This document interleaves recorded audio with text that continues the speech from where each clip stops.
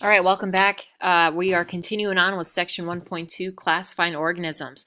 So yesterday we looked at methods that are used to classify living things, and specifically, like, does it have a backbone? Is it a mammal or a reptile?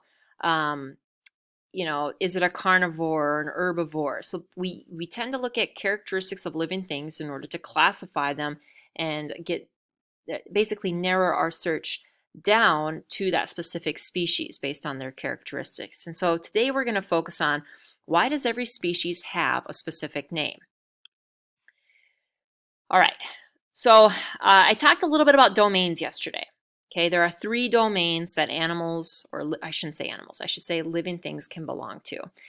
They can belong to the domain bacteria, the domain archaea, and the domain eukarya. And we kind of spent a lot of our time yesterday in the kingdom eukarya, multicellular organisms. Is it a plant, an animal, fungi, or a protist? Okay. So we tend to group organisms based on their types of cells. Is it a prokaryotic cell or a eukaryotic cell? Or is it a one-celled organism, or is it made of many cells? And so we can classify organisms based on all the evidence that we know about them. And we call this systematics. So systematics is the study of using all evidence known about organisms to classify them. So here's my specimen, my species that I'm looking at. I can look at the description of it. I can look at their arrangement in the levels of organization.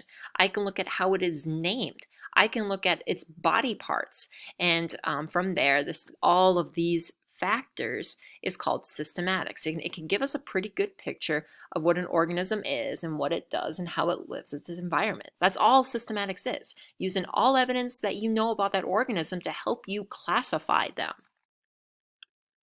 All right, I forgot to say pause on the previous slide, so please hit pause. Okay, so we're going to revisit the Carolus Linnaeus, okay, the naturalist. That's the word I was looking for yesterday, the naturalist. Carolus Linnaeus is a naturalist. That means he studies all living things, and he is responsible for the naming of species. Basically, we name species in a process called binomial nomenclature. Say that 5 times, right? Binomial nomenclature, binomial nomenclature, binomial nomenclature, binomial nomenclature, binomial nomenclature. Yeah, anyways, binomial nomenclature means a 2-word scientific name. So bi means 2, and then nomenclature means name. It's a 2-name system, kind of like how we have first and last names, right? Brittany Erickson, okay? So I guess I can't really say your names out loud because that would be probably a violation of privacy. But anyways, naming of species, first and last name basically. So the first name in animals is called the genus, and the second name is the species. So for example, a polar bear. The genus name is Ursus. Ursus means bear. And the species name for a polar bear is called Maritimus. Polar bears can swim very long distances. So this means polar bear. This is its binomial nomenclature. Now, why do we need binomial nomenclature? It makes communication with other scientists easier, especially when scientists live in different parts of the world. When I say daddy longlegs, an image of a spider might come to you. But if you were in the UK and you said daddy longlegs, you know what they think you're talking about? Mosquitoes. Yeah, so we call daddy longlegs, spiders here. They're spiders to us, but in the UK, they're mosquitoes. And so this can cause quite a bit of confusion when scientists talk to each other about what animals they looked at in their reports or their research. So it just helps us make communication a little bit easier if we use their scientific names. So yesterday, here are the 7 levels of classification. And if I look at genus species for the grizzly bear, what's the name for the grizzly bear? Ursus horribilis. Okay, there's the genus name, there's the species name. Now, when you were to write this, you want to make sure that the genus name is capitalized and the species name is lowercase. You may be wondering if humans have a scientific binomial nomenclature name. We do. Okay, it is Homo sapiens. Okay, so we even have a scientific name. We also looked at the dog. What's the scientific name for the dog? It is Canis familiaris. So capital C for that Canis and then lowercase f for familiaris. Okay, so your assignment is looking at trees. Okay, this is what your assignment looks like. It says binomial nomenclature practice. Let me elongate this a little bit here. It says biologists use binomial nomenclature to assign a two-part Latin name to each species of living thing. The genus name and the species name often describe something about that organism. The list below shows the meanings of several Latin prefixes and suffixes, or words that are frequently used in species names.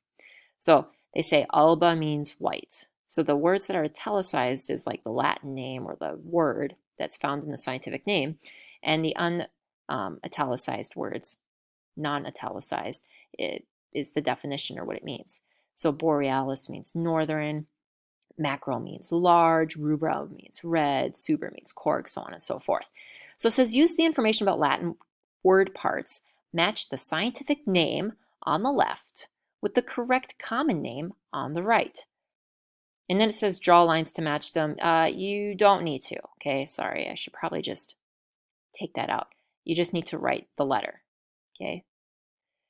And then it says, then write each pair of names on a separate piece of paper. You don't need to do that either. So really, just omit that second set of instructions. I'm just going to put cross through. So really, you're just matching. All right, let's take a look at number one. Betula albe. So I'm like, okay, I don't even know what that means. Let's see if we can find the word betula.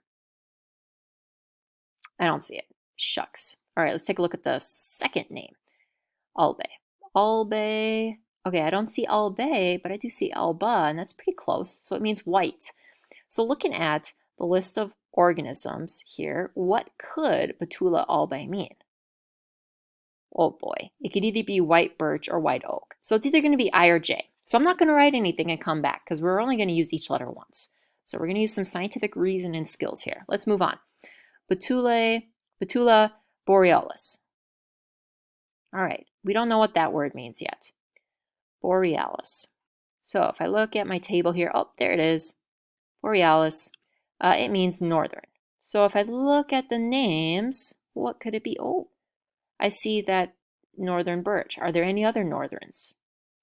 No. All right, so number two, I don't think it's going to let me write.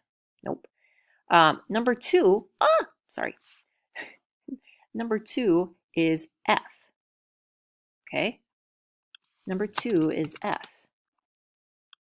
So we've used this. Now, you're probably thinking, wait a minute, Mrs. Erickson, Betula borealis is northern birch. So Betula must mean birch. We can answer number one, Betulae albe, which means white.